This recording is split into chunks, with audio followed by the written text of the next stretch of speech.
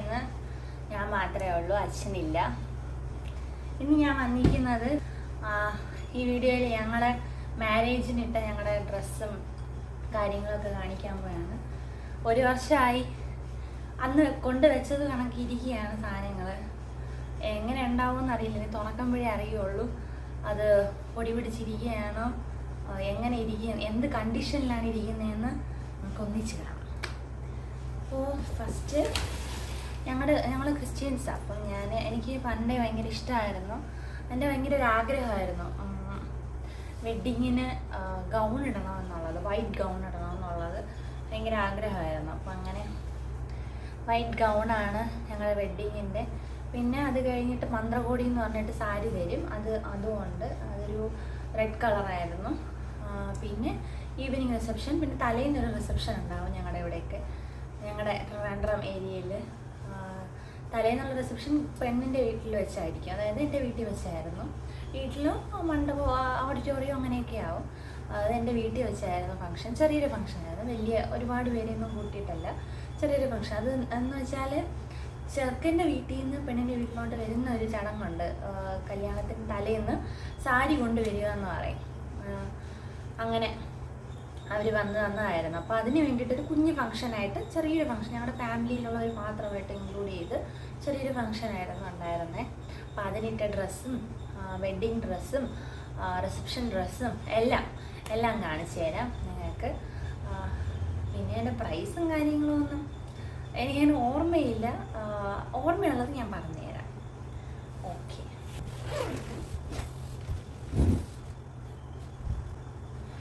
ഡ്രസ്സൊക്കെ എടുത്തത് ഞങ്ങൾ RK വെഡ്ഡിങ്സിൽ നിന്നാണ്. അപ്പം ഗൗണ് പക്ഷെ ഞങ്ങൾ റെഡിമെയ്ഡ് എടുക്കാൻ നോക്കിയിട്ട് എനിക്കൊന്നും അങ്ങനെ പിടിച്ചില്ല, ഒന്നും സെറ്റായില്ല, എൻ്റെ ടേസ്റ്റിനുള്ളതൊന്നും കിട്ടിയില്ല. എനിക്ക് ഫിഷ് കട്ട് ഗൗൺ തന്നെ വേണമെന്ന് ഭയങ്കര ആഗ്രഹമായിരുന്നു. അപ്പം എന്ന് വെച്ചാൽ നിർബന്ധമാണ്, ഹൈറ്റും മെലിഞ്ഞതും ആയതുകൊണ്ട്, ഹൈറ്റുണ്ട് മെലിഞ്ഞതാണ്, അപ്പോൾ എനിക്ക് ചേരുന്നത് ഫിഷ് കട്ട് നല്ല കണക്ക് ചേരും. അപ്പോൾ അതുകൊണ്ട് എനിക്ക് അത് തന്നെ വേണമെന്നായിരുന്നു. അപ്പോൾ ഞങ്ങൾ RK വെഡ്ഡിങ്സിൽ നിന്ന് മെറ്റീരിയൽ എടുത്തു, സ്റ്റിച്ച് ചെയ്തത് പുറത്തൊരു ബൊട്ടിക്ക് കൊടുത്തിട്ടായിരുന്നു സ്റ്റിച്ച് ചെയ്തത്. കാട്ടാക്കടയിലെ ഖൈസ എന്ന് പറഞ്ഞിട്ടൊരു ബൊട്ടിക്കിൽ നിന്നായിരുന്നു ഞങ്ങൾ സ്റ്റിച്ച് ചെയ്തെടുത്തത്. ഇത് കൊണ്ടുവച്ചിരുന്ന എൻ്റെ മേക്കപ്പും എല്ലാം ഉണ്ട് ഇതിനകത്ത്. ഇപ്പോഴതൊന്നും വെഡ്ഡിങ്ങിന് ശേഷം ഇതൊന്നും കാണുന്നത് തന്നെ കേട്ടോ. ഇപ്പോൾ ഇതെനിക്ക് കയറത്തൊന്നുമില്ല, ഞാൻ തടി വെച്ചു. ഇതിനി എനിക്ക് ഇടാൻ എൻ്റെ പാകത്തിൽ നിന്നൊന്നും അല്ല. ലിബാമ എന്ന്, ഇതാണ് ഗൗണ്.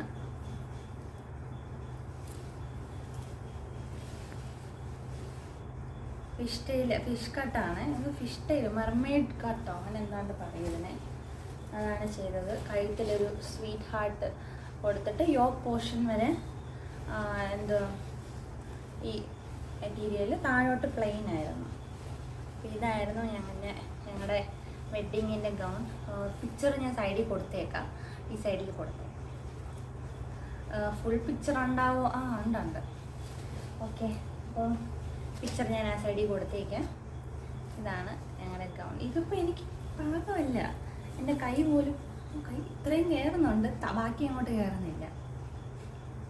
പണ്ടല്ല, 1 വർഷം മുന്നേ അത്രയും വലിയതായിരുന്നു ഞാൻ. നെക്ക് പോർഷനിലൊക്കെ എൻ്റെ മേക്കപ്പും കാര്യങ്ങളൊക്കെ ആയിട്ടുണ്ട്. ഓക്കെ, ഇതാണ് എൻ്റെ വെഡ്ഡിങ് ഗൗൺ.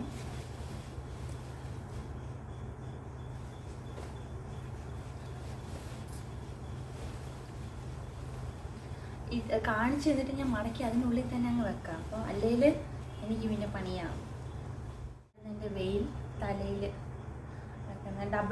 ഡബിൾ ലെയർ ആയിട്ടാണ് ചെയ്തത്.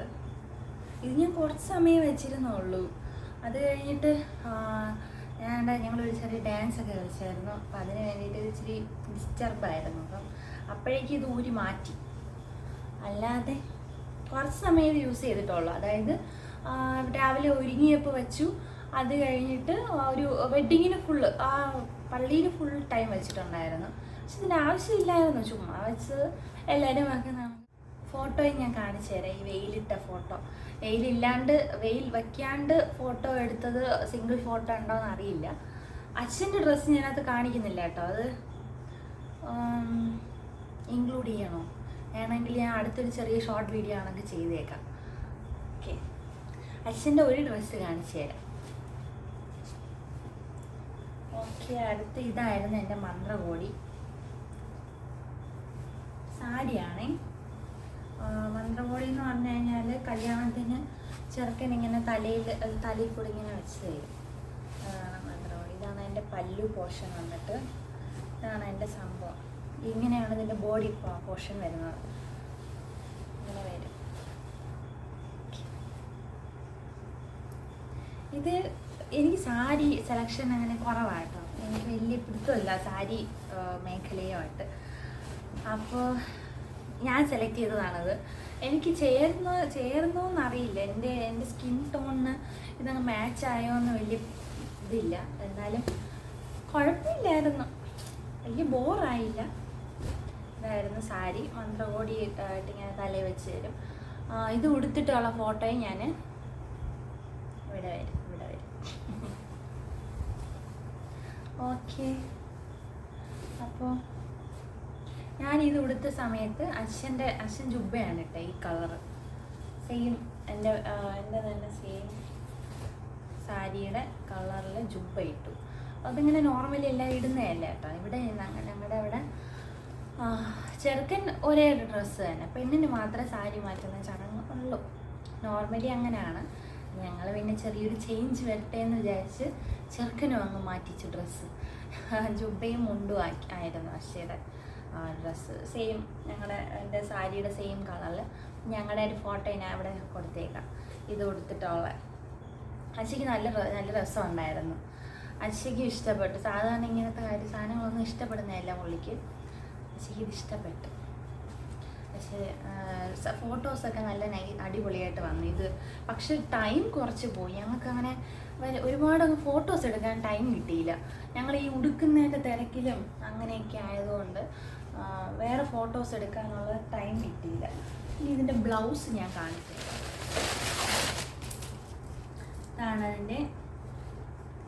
ഇതാണ് അതിൻ്റെ ബ്ലൗസ്.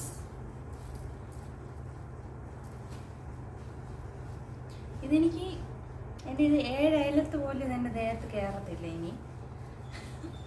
അന്ന് ഭയങ്കര അന്ന് എനിക്കിത് ലൂസായിരുന്നു. അവർ സ്റ്റിച്ച് ചെയ്തിട്ടും ശരിയായില്ല, ലൂസായിരുന്നു. ഒരിക്കൽ കൂടെ ഞാൻ അവിടെ നിന്ന് ട്രയൽ ചെയ്ത് നോക്കിയപ്പോൾ എനിക്ക് ലൂസായിരുന്നു. അതുകൊണ്ട് വീണ്ടും സ്റ്റിച്ച് ചെയ്തിട്ട് വീണ്ടും ലൂസായിരുന്നു. പിന്നെ ടൈം ഒത്തിരി ലേറ്റായി വീട്ടിലെത്താനൊക്കെ. ഇത് ഞങ്ങളുടെ മാരേജിൻ്റെ 2 ദിവസം മുന്നേ കണ്ടാണ് നമുക്ക് കിട്ടിയത്.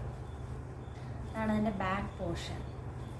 കയ്യിലൊക്കെ ഇങ്ങനെ ആരി വർക്കൊക്കെ കൊടുത്തിട്ട് ഇങ്ങനെ ചെറിയ സ്കാറ്ററായിട്ട് ഇത് ആരി വർക്ക് തന്നെ കൊടുത്തിട്ടാണ്. കയ്യിൽ ആരി വർക്ക് പോർഷൻ ഇങ്ങനെയാണ്. ഇതായിരുന്നു ഞങ്ങളുടെ അല്ല എൻ്റെ ബ്ലൗസ്. എൻ്റെ മന്ത്രകോടിയുടെ ബ്ലൗസാണ്. ഇതിനി എനിക്ക് ഇടാൻ പറ്റുമോ എന്നറിയില്ല കേട്ടോ. പറ്റും. സ്റ്റിച്ച് ഇളക്കാനുള്ള ഇതുണ്ട്. ഓക്കെ, ഇതെന്തെങ്കിലും ഒരിക്കൽ എനിക്ക് ഇടണമെന്ന് ആഗ്രഹമുണ്ട്. ഉടനെ ഇടുന്നേക്ക്.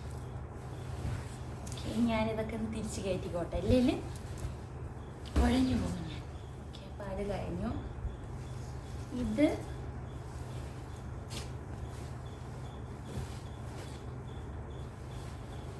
അത് ഒരു വഴിയായിട്ടുണ്ട്. എനിക്ക് എടുത്ത് കാണിച്ചു തരാൻ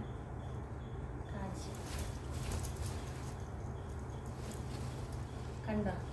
ഇതൊരു ലെഹങ്കയായിരുന്നു. ഇതാണ് എൻ്റെ റിസപ്ഷൻ ഡ്രസ്സ്. എന്ന് വെച്ചാൽ തലേന്ന് ഞാൻ പറഞ്ഞില്ലേ, എൻ്റെ വീട്ടിൽ വെച്ചൊരു ഫംഗ്ഷൻ ഉണ്ടായിരുന്നു, ചെറിയൊരു ഫംഗ്ഷൻ. അതിൻ്റെ ഡ്രസ്സാണിത്. ഇതായിരുന്നു ആ ഡ്രസ്സ്. ഇത് ഞാൻ പിന്നെയും വെയർ ചെയ്തിട്ടുണ്ട് കേട്ടോ. മറ്റേതൊക്കെ അന്നത്തെ ഇതാണത്. ഇതിൻ്റെ ബ്ലൗസ് ഇതിൻ്റെ മേളിലെ ടോപ്പ് പോർഷൻ ഇത് ഞാൻ എവിടെയോ ഒരിടത്ത് ഇട്ടിട്ട് ഇത് അലക്കാൻ പാടല്ലേ, അപ്പം വെയിൽ കൊള്ളിച്ചിട്ട് കൊണ്ടുവച്ചിരുന്നേ. അലക്കിയിട്ടിട്ട് അലക്കണ്ട, അങ്ങനെ വലിയ കുഴപ്പമൊന്നുമില്ല. അതെ,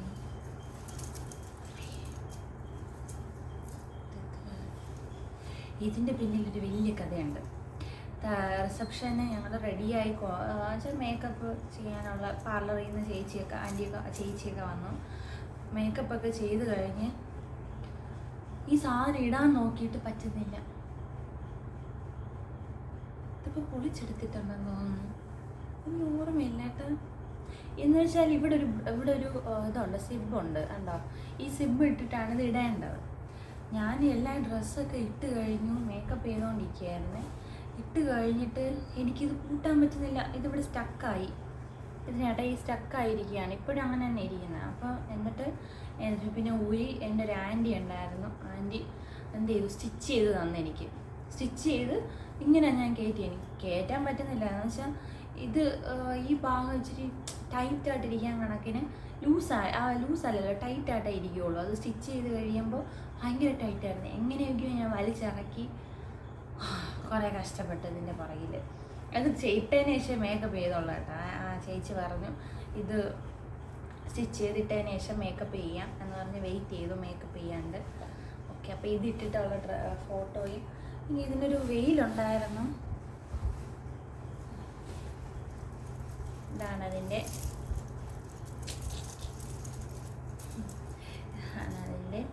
ദുപ്പട്ട വന്നിട്ട് ഇങ്ങനെ. ഇനി ഞാൻ പ്രൈസും കാര്യങ്ങളൊന്നും പറഞ്ഞില്ല അല്ലേ. ഗൗണിന് ഞങ്ങൾ മെറ്റീരിയൽ എടുത്ത് സ്റ്റിച്ച് ചെയ്തതാണ്. അപ്പോൾ ഒരു ഭയങ്കര ബഡ്ജറ്റ് ഫ്രണ്ട്ലി ആയിട്ടതാണ്. ഞങ്ങൾ കുറേ സ്ഥലങ്ങളിൽ തിരക്കിയിട്ട് ഞങ്ങൾ ആർക്കേ തന്നെ നോക്കിയപ്പോൾ അവിടെ ഇച്ചിരി കോസ്റ്റ്ലിയാണ്. എന്ന് വെച്ചാൽ ഈ മോഡലിന് ഇച്ചിരി കോസ്റ്റ്ലിയാണ്.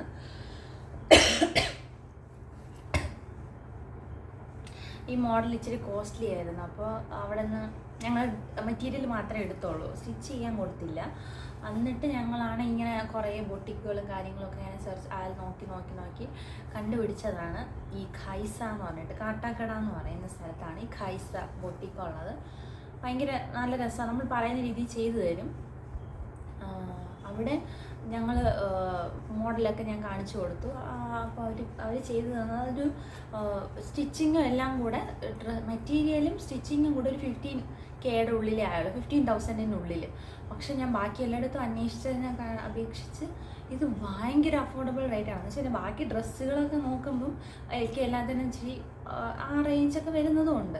ഓക്കെ, അപ്പം അവിടെ അത് സ്റ്റിച്ച് ചെയ്ത് തന്നതിന് എന്ന് വെച്ചാൽ മെറ്റീരിയൽ നമ്മൾ എടുത്തു കൊടുത്തു, ബാക്കി സാധനങ്ങൾ അത് സ്റ്റിച്ച് ചെയ്ത് തന്നതിന് 10,000 എങ്ങാണ്ടേ ആയുള്ളൂ, 10,000. പിന്നെ എന്താ മെറ്റീരിയലൊക്കെ കൂടെ ഒരു 5,000 ഒക്കെ ആയി കാണും, 5-6 ആ റേഞ്ചിലൊക്കെ ആയി. ഒരു 15Kയുടെ ഉള്ളിൽ, 15,000-ൻ്റെ ഉള്ളിൽ എൻ്റെ ഗൗണ് സെറ്റായി. നല്ല ബൊട്ടിക്ക് കേട്ടോ, ഖൈസ എന്നാണ് പേര്. ഓക്കെ, അത് കഴിഞ്ഞിട്ട് പിന്നെ ഞാൻ കാണിച്ചത് സാരി അതൊരു 13,000 എങ്ങാണ്ടാണെന്ന് തോന്നുന്നു, എനിക്ക് വലിയ ഓർമ്മയില്ല. 13 എന്നാണ് എൻ്റെ ഒരു ധാരണയല്ല, എൻ്റെ ഒരു നിഗമനം 13,000 ആണെന്നാണ് തോന്നുന്നത്.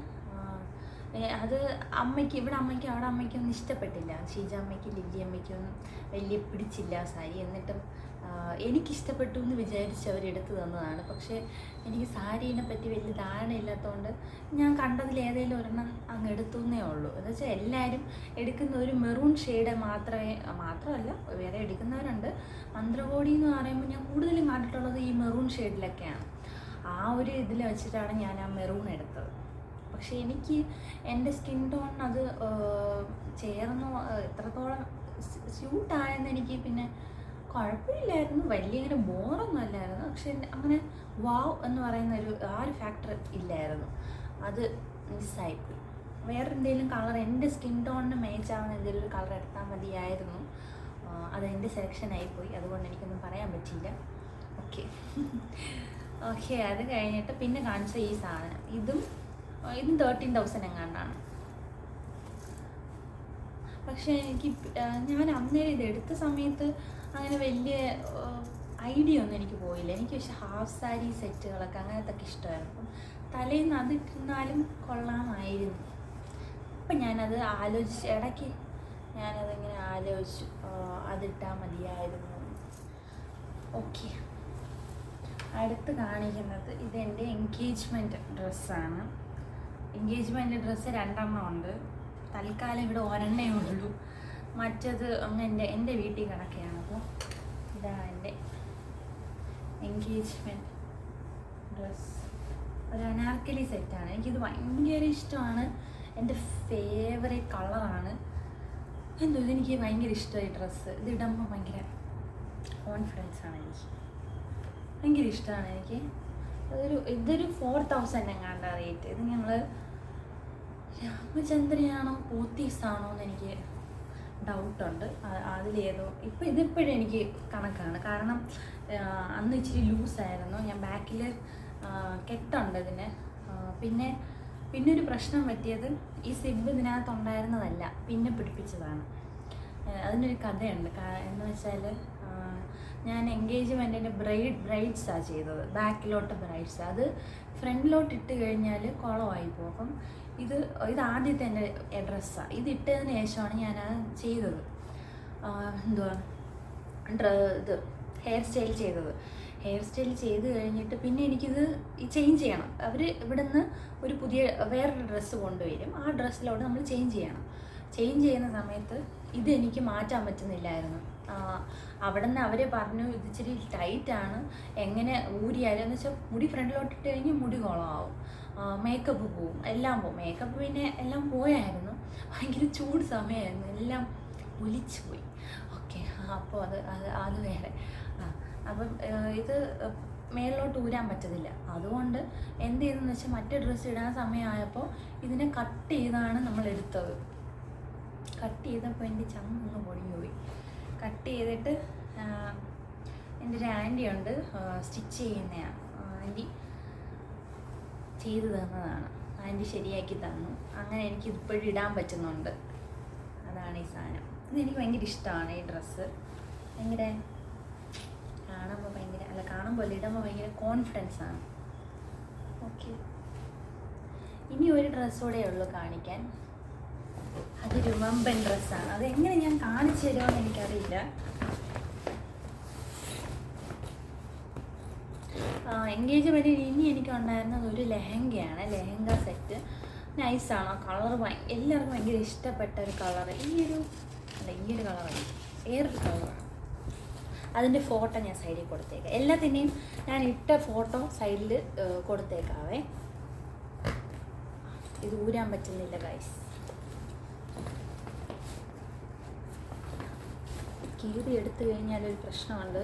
ഇത് തിരിച്ചതിനകത്തോട്ട് കയറ്റി വെക്കണമല്ലോ. തുറന്നതിൻ്റെ മിസ്റ്റേക്കായിരുന്നു. ഞാൻ എങ്ങനെ കാണിച്ചു തരും? ഞാൻ എണീറ്റ് കാണിച്ചു തരാം. ഇതൊരു അണ്ടർകളാകുന്ന ഡ്രസ്സാണ്. ഞാൻ തിരിച്ചു വയ്ക്കുന്നത് എങ്ങനെയെന്ന് എനിക്കറിയില്ല. ഇതെൻ്റെ മാരേജ് കഴിഞ്ഞിട്ട് അന്നത്തെ ദിവസം വൈകുന്നേരം ഒരു റിസപ്ഷൻ ഉണ്ട്. ആ റിസപ്ഷന് ഇവിടെ എന്ന് വെച്ചാൽ പയ്യൻ്റെ വീട്ടുകാർ അറേഞ്ച് ചെയ്യുന്നൊരു റിസപ്ഷനാണ്. ആ റിസപ്ഷന് ഞാനിട്ട ഡ്രസ്സാണത്. കാണിച്ചു തരാം. അതിന് ഞാൻ എഴുന്നേൽക്കേണ്ടി വരും. എഴുന്നേറ്റിട്ട് കാണിച്ചു തരാം.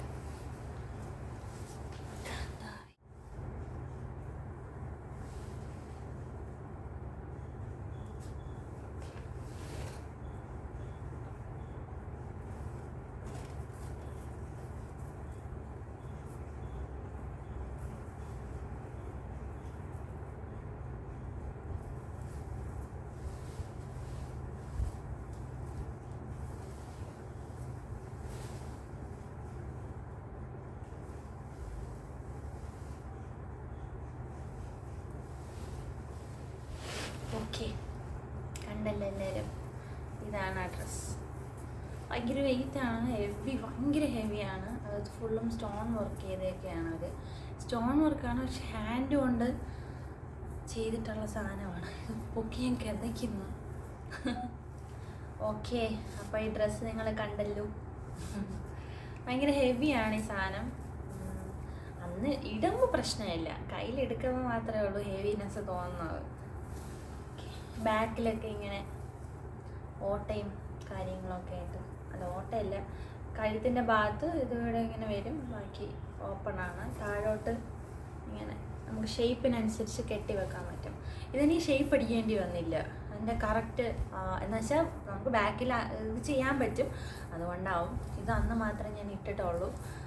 പിന്നെ അങ്ങനെ ഇതിടാനും മാത്രം അങ്ങനെ നല്ലൊരു ഹെവി ഫങ്ഷനൊന്നും വന്നില്ല. പിന്നെ ഇതിടണമെങ്കിൽ ഇട്ടിട്ട് നടക്കണമെങ്കിൽ ഒരാളുടെ ഹെൽപ്പ് കൂടെ വേണം. അതുകൊണ്ടൊക്കെ ഞാൻ ഇതിട്ട അന്ന് തന്നെ 2-3 തവണ തെന്നി വീഴാൻ പോയി. അതുകൊണ്ട് നോക്കട്ടെ, എന്തെങ്കിലും എവിടെയെങ്കിലുമൊക്കെ ഇടാൻ ശ്രമിക്കാം. അപ്പോൾ എൻ്റെ എല്ലാ ഡ്രസ്സുകളിനേക്കാളും എന്ന് വെച്ചാൽ മാരേജ് ഫങ്ഷൻ, മാരേജ് ഡ്രസ്സും എൻഗേജ്മെൻ്റ് ഡ്രസ്സും എല്ലാത്തിൻ്റെയും കാളും ഏറ്റവും എക്സ്പെൻസീവായ സാധനമാണിത്. എന്ന് വെച്ചാൽ ഭയങ്കര എക്സ്പെൻസീവ് എന്ന് പറഞ്ഞു കഴിഞ്ഞാൽ നമ്മുടെ രീതിയിൽ, സാധാരണക്കാരുടെ രീതിയിൽ ഇത് എക്സ്പെൻസീവാണ്. ഇതിന് 22,000 രൂപയായിരുന്നു ഈ ഡ്രസ്സിൻ്റെ വില. ഇവിടുന്ന് അച്ഛൻ്റെ വീട്ടിൽ നിന്ന് എടുക്കുന്നതാണ്. എൻഗേജ്മെൻ്റ് ഡ്രസ്സ് അവരാണ് എടുക്കുന്നത്. 22,000 റുപ്പീസായി ഇതിന്. ഓക്കെ, അത്രയ്ക്കും ഉണ്ട്. അതിൻ്റെ ഒരു ഭംഗിയുണ്ട്, ഭയങ്കര രസമാണത്. നൈറ്റ് ടൈമിലൊക്കെ, നൈറ്റ് പാർട്ടി വെയറൊക്കെ ആയിട്ട്, ഫങ്ഷൻ വെയറിലൊക്കെ നല്ല രസമാണ്. പക്ഷെ ഇനി ഇത് എവിടെയെങ്കിലും ഇടാനും മാത്രം, ഒരു അനിയത്തിയുടെ കല്യാണമൊക്കെ വരുന്നുണ്ട്, അപ്പോഴെപ്പോഴെങ്കിലും എന്തെങ്കിലും ഒരു ഫങ്ഷൻ ഇടണം, അല്ലെങ്കിൽ നഷ്ടമായി പോകും, നഷ്ടക്കച്ചവടമാണ്. ഇതിട്ട ഫോട്ടോയും ഞാൻ സൈഡിൽ കൊടുത്തേക്കാം. പക്ഷെ ഇതിൻ്റെ ഇങ്ങനെ സ്ട്രൈറ്റ് ഫോട്ടോ എന്തെങ്കിലും എന്നറിയില്ല. ഇത് ഞങ്ങൾ ഇട്ട് പോകാൻ ലേറ്റായി. ഞങ്ങൾ റെഡിയായി ഓഡിറ്റോറിയത്തിൽ വെച്ചായിരുന്നു റിസപ്ഷൻ ഫങ്ഷൻ നടന്നത്. അപ്പോൾ ഓഡിറ്റോറിയത്തിലോട്ട് പോകാൻ ഞങ്ങൾ ഒത്തിരി ലേറ്റായി. അപ്പോൾ അങ്ങനെ ഫോട്ടോസൊന്നും അധികം എടുക്കാൻ പറ്റിയില്ല. അങ്ങനെ ഇതിൻ്റെ സ്ട്രെയിറ്റ് ആയിട്ടുള്ള ഫോട്ടോ ഉണ്ടോയെന്ന് വെച്ചാൽ ഫേസ് ചെയ്ത് നിൽക്കുന്ന ഒരു ഫോട്ടോ ഉണ്ടോയെന്ന് അറിയില്ല. ഉണ്ടെങ്കിൽ ഞാനതിടാം. ചിലപ്പോൾ ഗ്രൂപ്പ് ഫോട്ടോസിലൊക്കെ കാണും, അല്ലാണ്ടില്ല, ഉണ്ടാവാൻ ചാൻസ് കുറവാണ്. എന്തായാലും ഞാൻ കൊടുത്തേക്കാം ഫോട്ടോ. ഓക്കെ, അപ്പോൾ ഇനി ഇതൊക്കെ എടുത്ത് തിരിച്ചിരുന്നത് അതാത് സ്ഥലങ്ങളിൽ കൊണ്ടാക്കണം. ഓക്കെ, അപ്പം വീഡിയോ കാണുക, എല്ലാവരും സപ്പോർട്ട് ചെയ്യുക. എന്നും ആഴ്ചയിൽ 2 വീഡിയോസൊക്കെ ഇടാൻ ഞങ്ങൾ ശ്രമിക്കുന്നുണ്ട്. ഓക്കെ, അപ്പോൾ പുതിയൊരു വീഡിയോ ആയിട്ട് നമുക്ക് വീണ്ടും കാണാം. അതുവരെ ടാറ്റാ.